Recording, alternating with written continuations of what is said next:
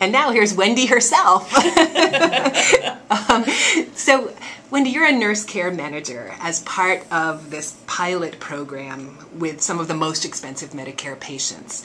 How would you describe what you do and how you change outcomes and also costs for these patients? Well, what we do is we do a complete health assessment and get to know our patients over time. We are able to communicate with them and assess whether they're not feeling well, things aren't going right, they might need to come in and see the physician, tell whether their symptoms need monitoring or not, and get them in quickly to be seen as opposed to waiting till it's an emergency.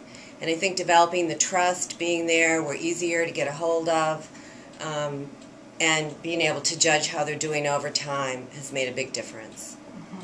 So it's not to denigrate it at all, but you're sort of like an incredibly skilled, knowledgeable handholder. Yeah, or a triage. I mean, that's not what we say. Mm-hmm. Dr. Bierer. No, I think it's as I said to Wendy yesterday in anticipation of this, it's like you're the doctor I want to be, you know. Except for that I'm not a doctor. She's so not. No, right, okay. Right. Well, because of the intimacy and depth of involvement in the patient's life, which unfortunately we don't really have time to do, and you do. Right. And so I think it's a great marriage of specialties and time devotion to different aspects of medicine.